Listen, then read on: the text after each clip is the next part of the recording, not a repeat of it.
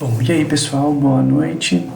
Hoje a gente vai tentar prever aqui os valores de custos médicos utilizando uma base de insurance do Kaggle. A gente vai fazer algumas análises, umas análises exploratórias, vamos olhar os tipos de variáveis e no final aqui a gente vai tentar aplicar um modelo de regressão linear para esses pacientes, onde a gente vai tentar prever esses valores de custos médicos utilizando a scikit-learn, mas vamos deixar isso para depois, mais para frente a gente fala sobre isso. Vamos focar um pouquinho mais no básico, vamos tentar, para a gente poder chegar num modelo de regressão, a gente precisa entender um pouco mais sobre como funciona uns algoritmos básicos, como o algoritmo supervisionado e o algoritmo não supervisionado. O modelo de regressão ele se encaixa ali no caso dos supervisionados. E o que é um modelo de machine learning supervisionado? Imagina que você está tentando ensinar para uma criança qual fruta é qual. A gente tem ali, por exemplo, você vai mostrar um abacaxi para essa criança e vai dizer, olha, isso daqui é um abacaxi. Você vai pegar uma maçã e vai falar para essa criança, olha, isso daqui é uma maçã. Isso daqui, criança, é uma uva e isso daqui é uma laranja. Então você vai apresentar uma caixa de frutas para essa criança e ela vai ser capaz de categorizar essas frutas dizendo qual é qual baseada nesse input que você trouxe para ela. A gente treinou essa criança e aí ela consegue dizer qual que é o output baseado nessa nova caixa de frutas que você vai dar para ela. Já no modelo não supervisionado, essa criança ela vai receber essa caixa de fruta e ela vai tentar, baseada nas características dessas frutas, por exemplo, o abacaxi tem coroa, a maçã não tem coroa, Então ela vai tentar agrupar essas frutas baseadas na semelhança entre elas e não mais pelo que ela é ou não é. Então essa é a grande diferença entre o modelo supervisionado e o modelo não supervisionado. Então aqui a gente vai focar mais no supervisionado porque se trata de uma regressão linear, beleza? Aqui nesse contexto de análise, exploração de dados, leitura de dados, porque a nossa base aqui está em CSV, é muito comum, quase que um padrão de mercado, você utilizar a biblioteca Pandas e a biblioteca NumPy para esses tratamentos, porque a biblioteca Pandas ela foi projetada para tornar a manipulação de dados no Python muito simples e intuitivo, então é muito fácil utilizar ela em pouquíssimas linhas de código, e as duas principais estruturas dela são a de séries e o próprio data frame que você vai ver em qualquer curso de Python que você estiver fazendo, porque é muito comum mesmo. E elas são muito boas para manipular dados tabulares, como CSV, por exemplo.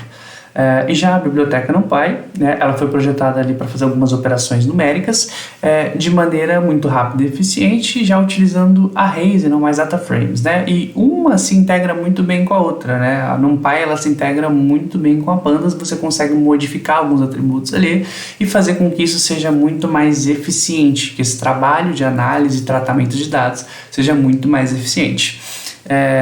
E além disso ela tem muitas funções matemáticas também, então nesse universo de estatística, de machine learning, ciência de dados, ela é muito utilizada por conta disso também. E beleza, então aqui a gente vai começar a importância das bibliotecas, vamos trazer a Pandas, vamos trazer a NumPy para cá. Logo em seguida a gente vai criar o nosso data frame, também por padrão é muito comum você ver esses data frames sendo criados como DF, nome da tabela, ou só DF, quando você está fazendo alguma análisezinha para conhecer o seu dataset.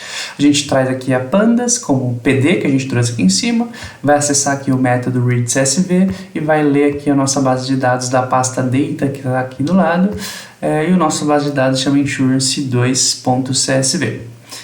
Logo na sequência a gente vai dar um print aqui, a gente vai utilizar o método head para acessar as 10 primeiras linhas aqui do nosso dataset, e aqui a gente já começa a conhecer um pouco do tipo de dado que a gente está lidando, quais colunas a gente tem, A gente já pode ver aqui que a gente tem a coluna idade, que é muito importante, quando a gente vai tentar prever algum modelo, principalmente de regressão linear, que é uma variável muito importante mesmo.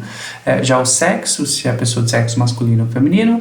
Aqui a gente tem também aqui o índice de massa corporal, tá em inglês, que ele é BMI, mas aqui a gente conhece como índice de massa corporal.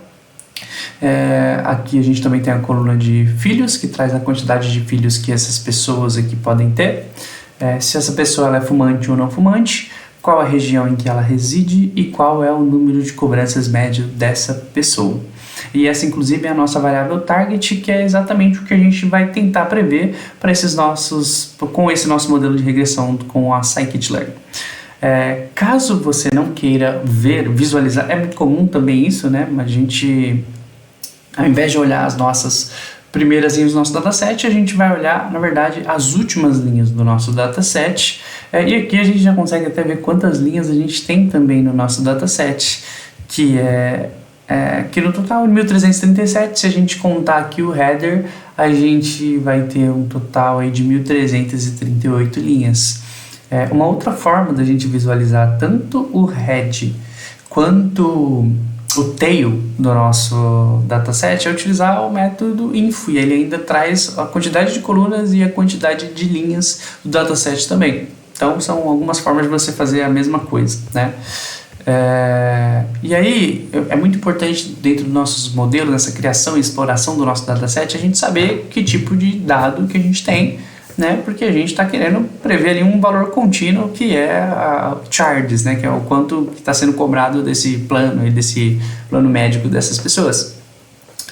Então aqui da idade a gente tem o tipo int, 64, no sexo a gente tem o tipo object, que representa aqui uma string no Python, o BMI é do tipo contínuo também, que é do tipo float, children é do tipo inteiro, smoker também do tipo objeto, region do tipo objeto também, e charges, que é a nossa target, do tipo float.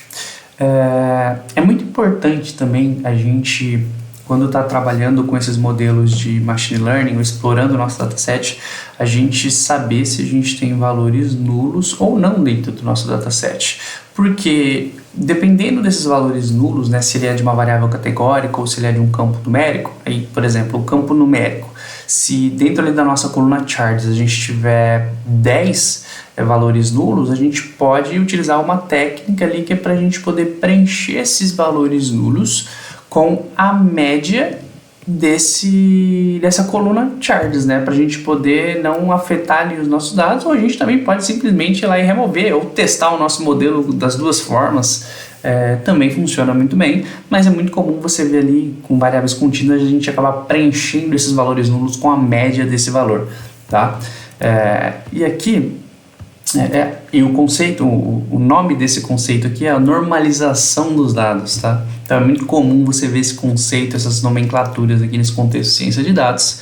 E aí a gente aplica aqui o método isNull e a gente soma, né, se existem valores nulos dentro do dataset, e aqui a gente consegue ver que felizmente a gente não tem nenhum valor nulo dentro desse dataset. Outro método muito comum aqui para a gente poder ter algumas análises estatísticas do nosso dataset, ou pelo menos as nossas colunas que são numéricas dentro desse dataset, é o método describe. O método describe ele vai trazer aqui a contagem de registros, né, que são 1338, que a gente viu ali em cima. Ele vai trazer também qual que é a média desses valores, por exemplo, a idade média das pessoas aqui dentro desse dataset é por volta ali de 39, próximo dos 40 anos, ali 39,2, né? Já o índice de massa corporal está ali por volta dos 30, se a gente arredondar vai ficar próximo do 31, o que é bem alto. Crianças ali, a média do nosso dataset é de uma criança, o que é bastante do meu ponto de vista. Se a gente for levar em consideração, são 1.338 pessoas, né? A gente está dizendo basicamente que todas essas 1.338 pessoas têm filho. Não necessariamente, né? Essa não é a distribuição, mas é isso que os dados estão dizendo. E já aqui na coluna charges a gente tem qual que é o valor que está sendo cobrado em média, que seria aqui de $3.270.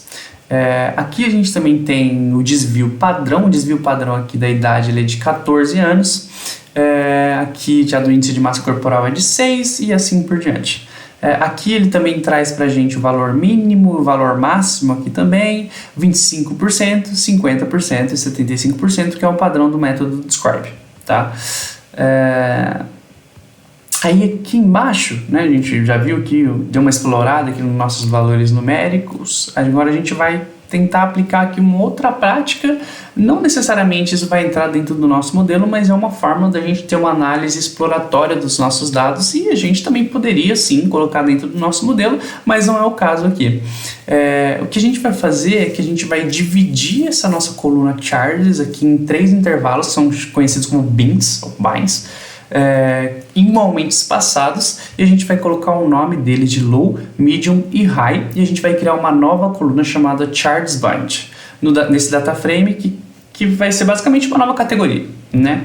A ideia é justamente a gente categorizar essas despesas. A gente vai utilizar para fazer isso a Linspace da NumPy, como vocês podem ver aqui também, para a gente poder criar esses intervalos. Depois a gente vai acessar a Pandas e utilizar o método cut para poder categorizar esses valores. O resultado vai ser essa nova coluna com esses novos rótulos aí de low, medium, high. Em português seria um pequeno, médio e alto. Bom, então vamos lá. Então a gente vai aqui a nossa variável bins, ela é igual np.linspace, o mínimo da nossa coluna charges e o máximo da nossa coluna charges, de 0,4, que são os nossos bins.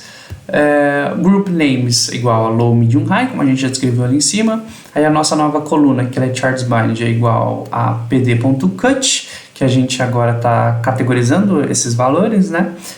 A gente, aqui na coluna charges, aqui tem os nossos bins que a gente definiu ali em cima. A gente traz os nossos labels aqui de low, medium e high, e a gente também inclui, a gente vai setar o include lowest para trazer o menor valor igual a true. E aqui a gente dá um método unique nessa coluna para saber se ele conseguiu fazer isso, criar essa nova coluna e trazer esses valores, e você pode ver também que ele já consegue identificar também qual que é o menor, qual que é o medium e qual que é o maior. E aí é interessante, né, a gente ver como esses dados se agrupam, né? A gente viu que a gente tem 1.338 registros, né? Quantos desses 1.338 registros se encaixaram na categoria low? Então, a grande maioria desses registros, aproximadamente 1.100 desses registros se encaixaram na categoria low. 185 deles se encaixaram na categoria medium e 54 na categoria high. E aí a gente pode até dar um método head aqui de novo no nosso data frame para a gente ver essa nova coluna e a gente consegue visualizar ela aqui do lado, tá?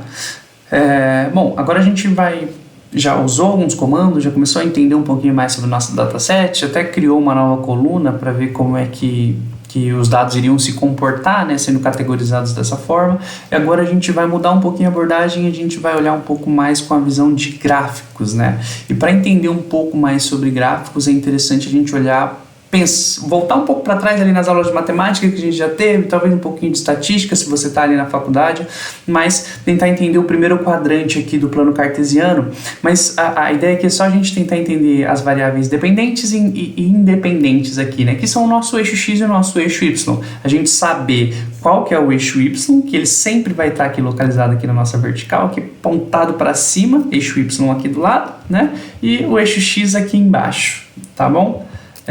E aí, para a gente poder plotar esses nossos dados, trazer uma biblioteca gráfica aqui do Pandas, do Python, a gente vai trazer a matplotlib acessando a pyplot como PLT. Isso aqui é uma boa prática de Python. Se você quiser chamar ela de PLTT, você pode também, mas a boa prática aqui de Python é você utilizar com essa nomenclatura.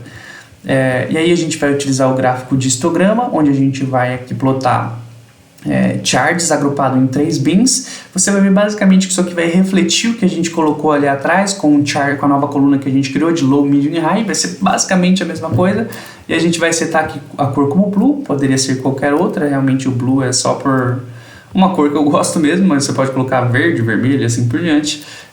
E o edge color aqui, que é esse parâmetro para traçar essa linha aqui mais marcada, a gente setou como black, mas também poderia ser white, por exemplo, mas como o fundo do gráfico já é branco, não ia fazer tanto sentido.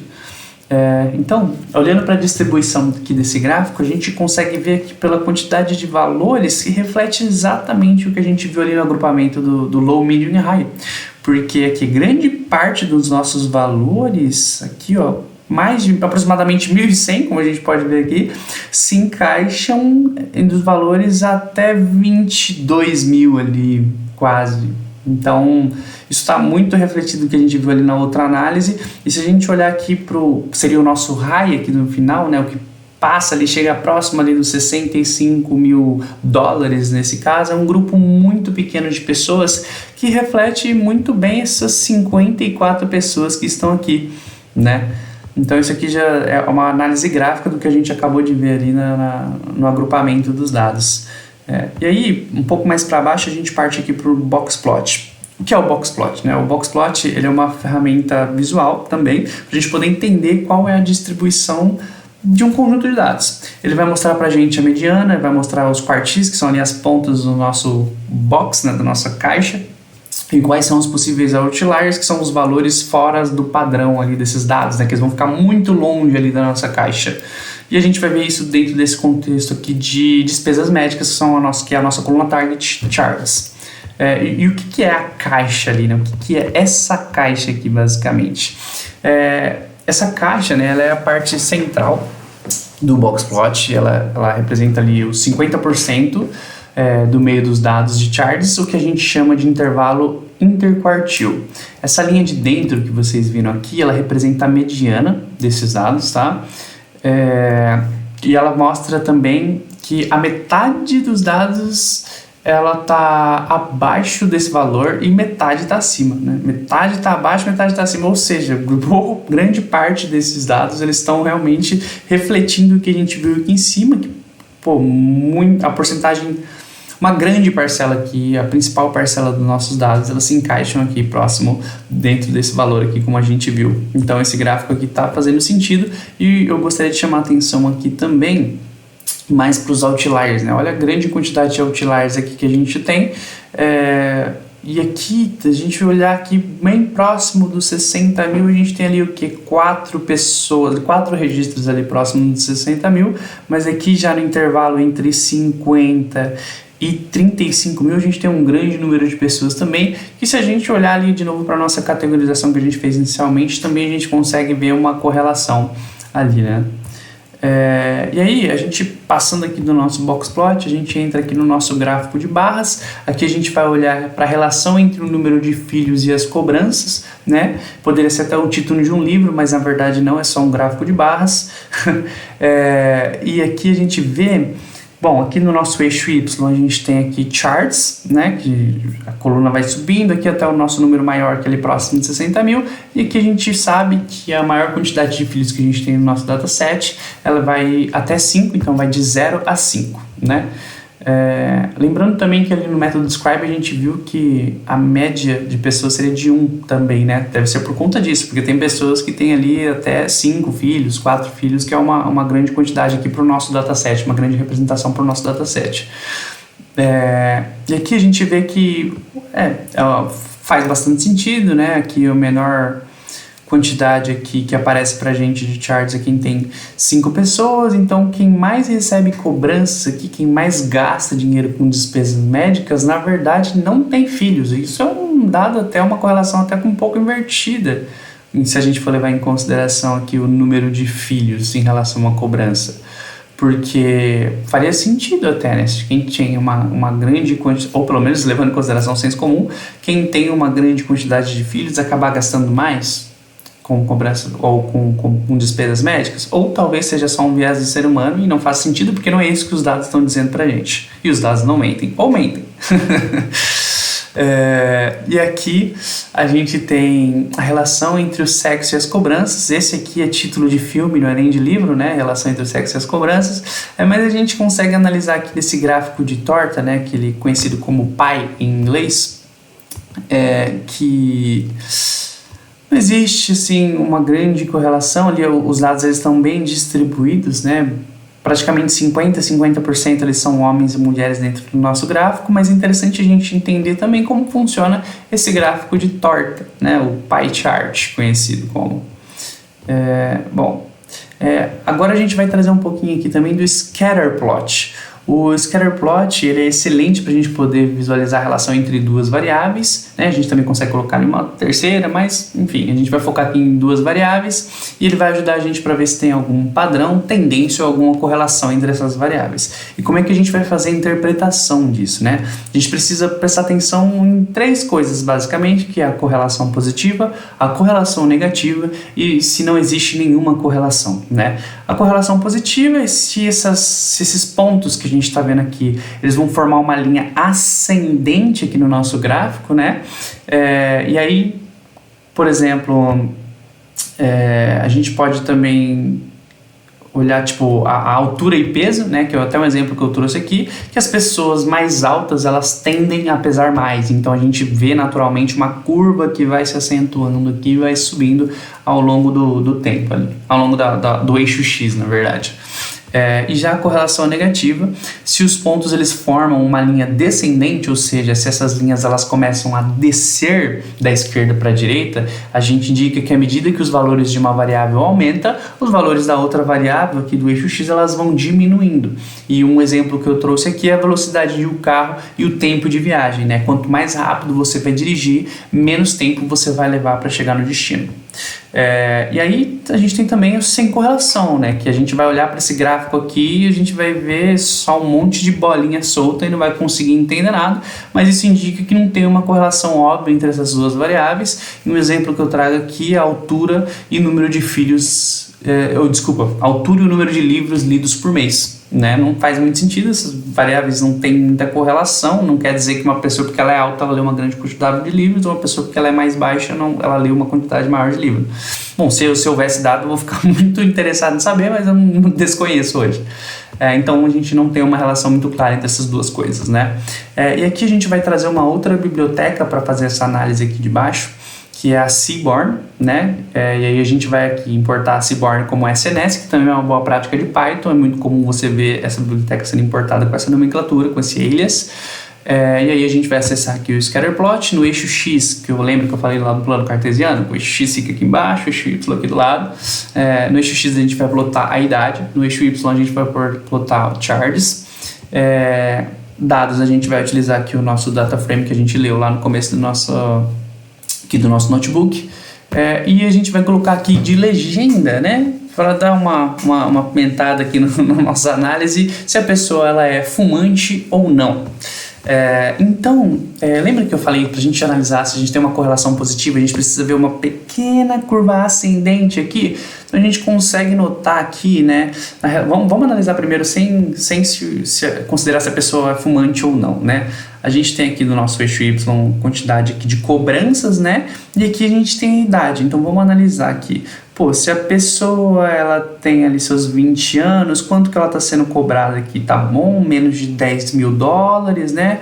Aí ela vai subindo aqui, aí próximo dos 60, ela já está sendo cobrada mais, né? Então você pode ver que em todas as linhas aqui existe essa pequena ali semelhança, onde à medida que a idade vai aumentando, a cobrança médica, financeira, despesa, ela também vai aumentando.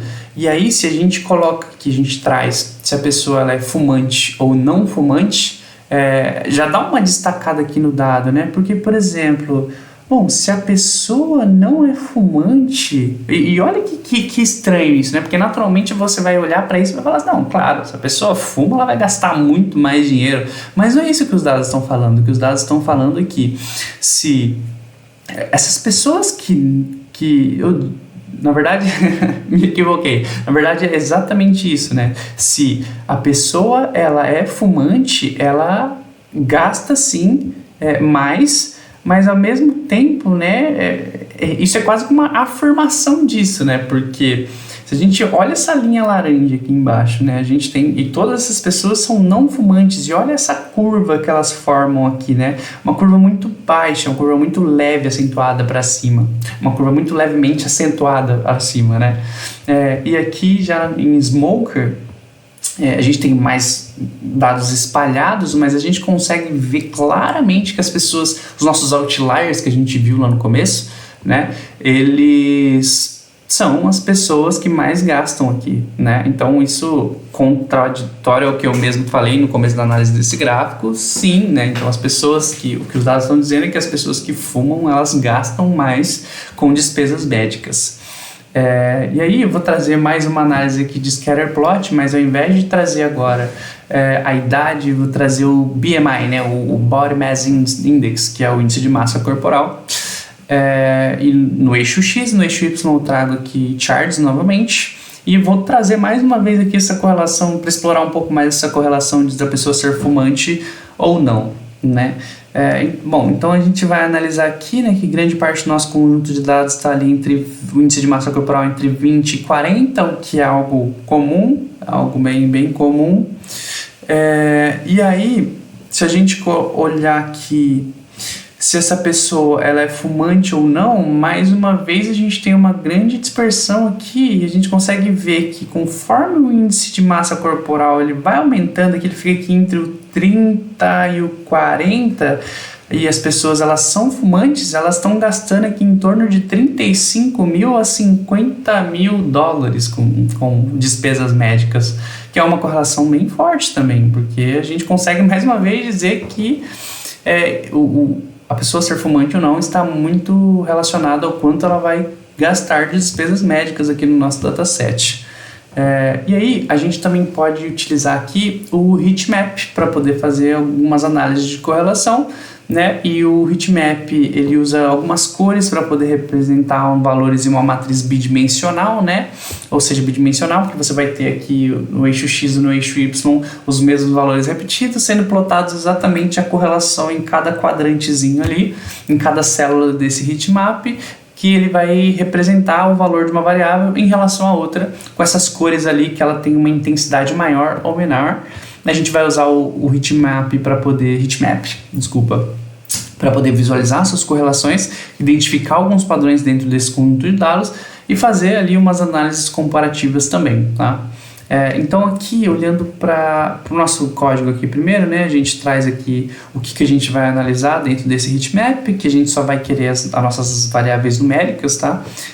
Qual que é a correlação que a gente vai utilizar? A gente vai aqui acessar o método core, de correlation, né, stands for correlation, ele significa correlation, esse core, aplicado aqui ao nosso heatmap data que a gente selecionou aqui em cima do nosso data frame.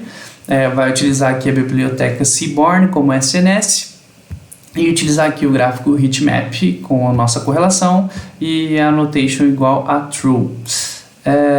Bom, e aqui a gente, olhando assim por cima, não parece que a gente tem uma correlação muito forte aqui das nossas variáveis, né? Porque se a gente olha aqui na nossa legenda, a gente vê que não há uma correlação muito evidente aqui entre as nossas variáveis.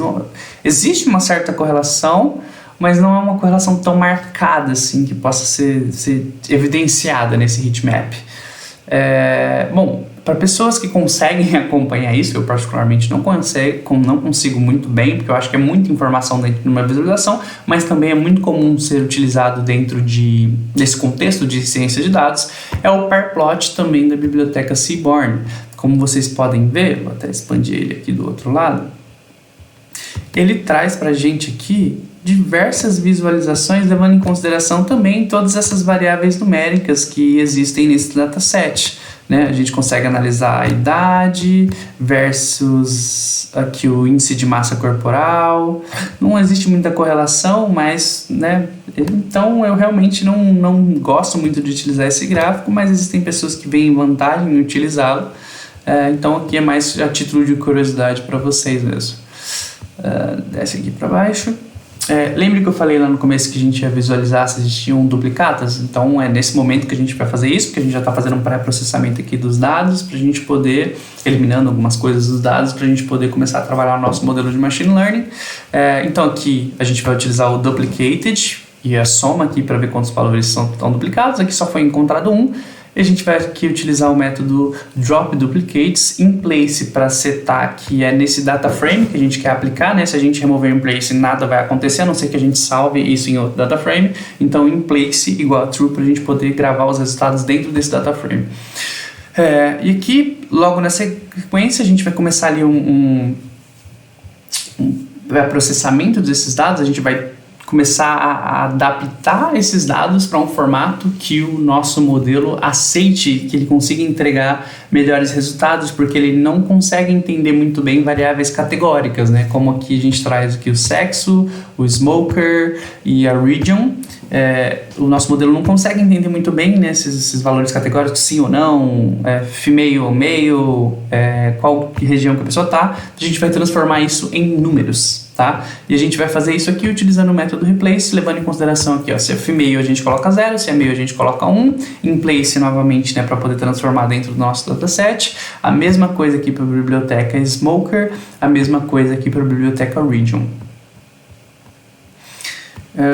Beleza, aí aqui logo embaixo a gente vai ter que separar aqui, né, o que a gente vai utilizar para prever no nosso modelo, que seria o eixo X, e qual é a nossa target, que a gente separa aqui como Y. Nesse caso aqui, a charges, que a gente já mencionou anteriormente.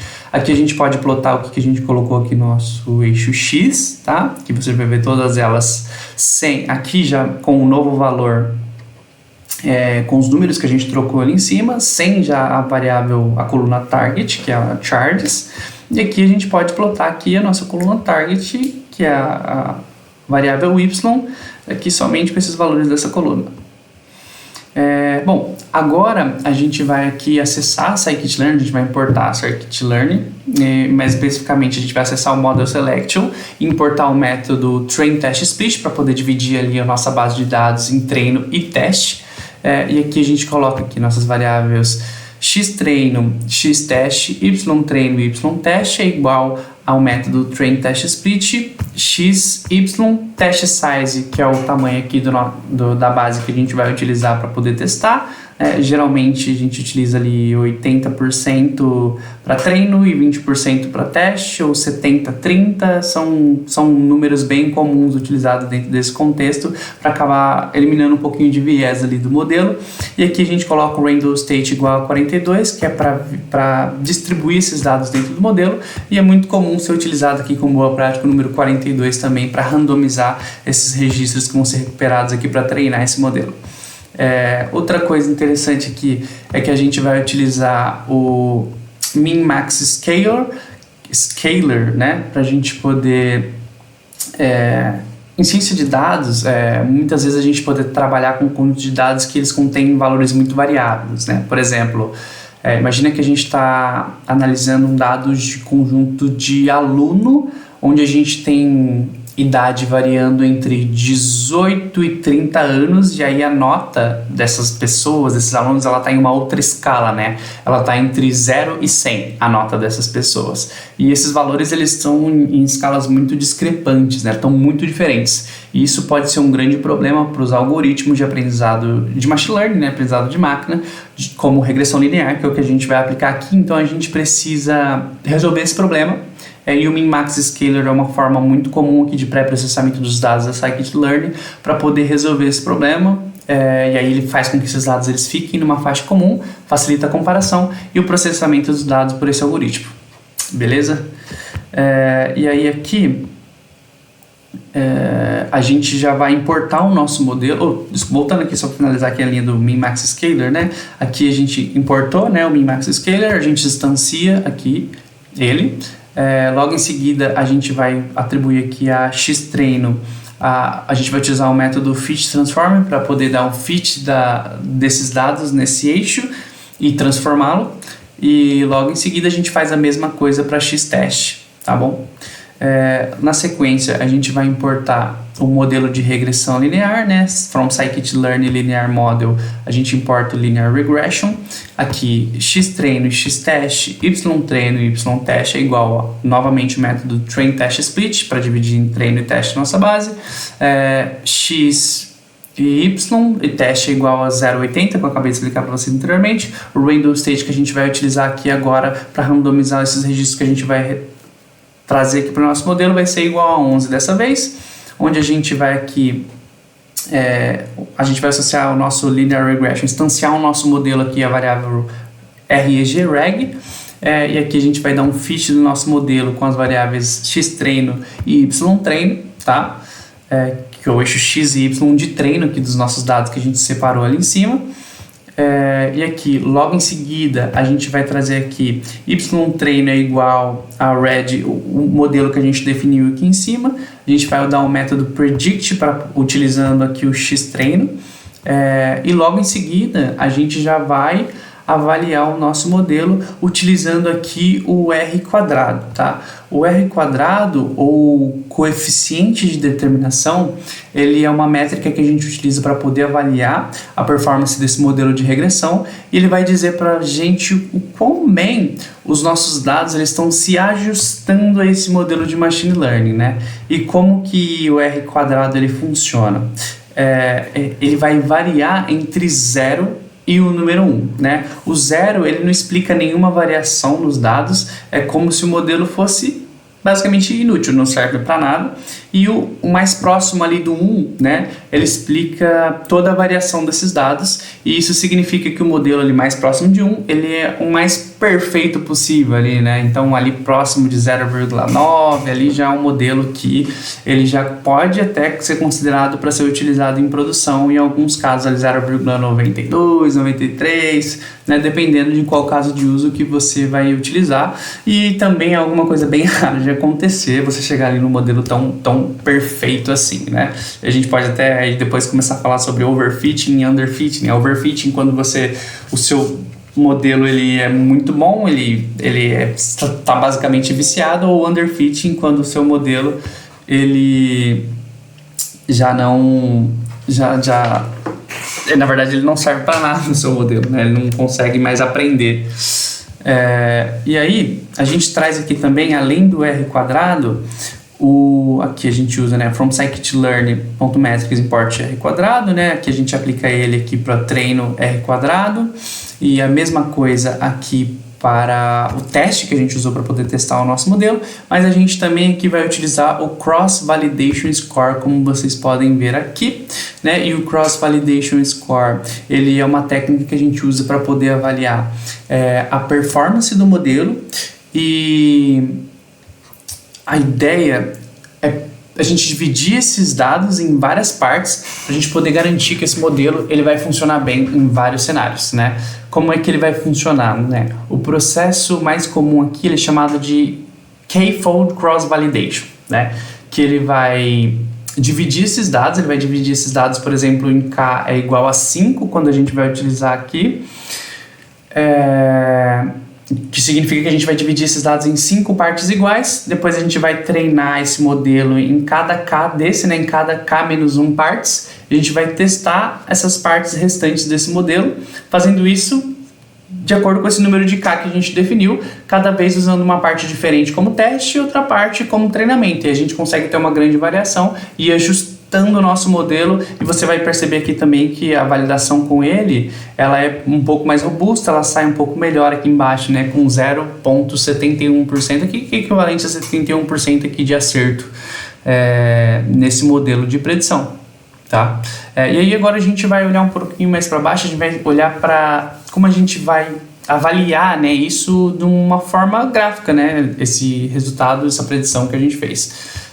Então, aqui embaixo a gente vai fazer igual error, que a nossa taxa de erro é igual y-teste menos o y-teste aqui, que a gente definiu essas variáveis anteriormente. A gente vai trazer o scatter plot da Seaborn, onde a gente vai utilizar aqui no nosso eixo X o y-teste, e logo em seguida no eixo Y a gente vai utilizar o nosso error, onde aqui no eixo X a gente vai ver os nossos valores ajustados, né, ou que são os preditos por esse modelo, ou seja, aqui, ó, esses são os valores aqui previstos pelo modelo, e aqui no nosso eixo Y são o erro aqui, né, que são os resíduos, que são as diferenças entre os valores observados e os valores preditos por esse modelo, tá? E aqui, logo abaixo, a gente traz também esse histplot, né, que é um histograma de resíduos. Ele mostra basicamente a diferença entre os valores observados e os valores preditos também, desse modelo de regressão linear que a gente acabou de aplicar. E aqui já no eixo X, ele vai representar para a gente esses resíduos, que são essas diferenças entre os valores reais e os valores preditos pelo modelo, tá? Aqui, né, no eixo X, aqui embaixo, e já aqui no eixo Y, ele vai representar também a contagem de ocorrências desses resíduos em cada intervalo, né, em cada bin desse daqui. E essa curva de densidade que vocês estão vendo aqui, né, essa curva aqui que sobe até aqui em cima, ela ajuda a visualizar como que está a distribuição desses erros, né, a distribuição desses resíduos aqui dentro desse dataset, tá? E aqui, né, olhando para esse gráfico, a gente consegue ver que a maioria desses resíduos aqui, ela está concentrada ali em torno de 0, né? Você pode ver que forma essa torre aqui, né, dentro do histograma, bem próximo aqui, ó, do valor 0 no eixo X. Isso é uma boa indicação aqui nesse gráfico, visualizando o modelo que acabou de ser treinado, né? Porque idealmente os resíduos eles devem estar distribuídos de maneira simétrica em torno de zero. Isso sugere que o modelo não está sistematicamente subestimando ou superestimando os valores, né? Quando você acaba sobressaindo esses valores. Beleza? Então, agora, olhando aqui um pouco mais para baixo, né, a gente vai analisar aqui de novo com o scatterplot. No eixo X a gente vai colocar aqui o nosso y-teste.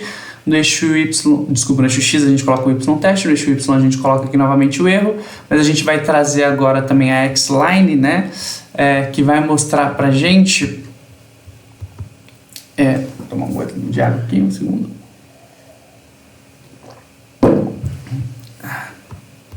Aí aqui, ele vai mostrar pra gente o eixo dos resíduos iguais a zero, né? É isso que ele está mostrando aqui nessa visualização. E idealmente, né, os resíduos eles devem estar distribuídos aleatoriamente em torno dessa linha. Só que não é bem isso que a gente consegue visualizar aqui nesse gráfico, né? Porque se vocês prestarem atenção, os resíduos eles não estão muito distribuídos aleatoriamente em torno dessa linha vermelha, né? Eles estão muito concentrados aqui em cima, né? E também tem uma presença de cluster, um agrupamento de dados aqui em diferentes regiões, né? Tem aqui não está muito agrupado, mas também pode ser considerado um clusterzinho aqui, né? E isso sugere que as variáveis há variáveis ou interações não capturadas pelo modelo, né? Então não é uma coisa muito interessante. Então que basicamente a gente consegue ver que esse não é um modelo que a gente colocaria em produção exatamente. Acho que essa também não é a ideia aqui desse vídeo, mas não é um modelo que a gente colocaria em produção não, tá? E aqui mais para baixo a gente consegue também analisar uma outra forma da gente avaliar esses modelos, que é a OLS Regression Results, que é basicamente uma tabela que vai mostrar para a gente diversas métricas, tá? Que ela significa, OLS significa Ordinary Least Squares, né? Que é o mínimos quadrados ordinários, que é um método para encontrar a melhor linha que descreve a relação entre essas variáveis. Essa tabela ela dá uma visão um pouco mais detalhada de como essas variáveis independentes elas estão relacionadas com a variável que é a dependente, né? Então, como elas estão relacionadas com a target, nesse caso. Entender esses componentes vão ajudar também a interpretar e validar o modelo de regressão linear, tá bom? Então, essa tabela aqui traz bastante coisa, como R quadrado ajustado, F-statistic, né? Tem o número de observações também, né? Que é o número de dados e assim por diante. E outras métricas aqui, se você é um fanzaço assim, de estatística, você tem diversas métricas, como os kurtoses, skew, né, que é a taxa de erro, e assim por diante, tá? Bom, por hoje é só, pessoal. Aqui a gente tem um pouquinho aqui sobre hiperparâmetros, mas isso vai ficar aqui para um outro momento. Mas por hoje é só. Muito obrigado.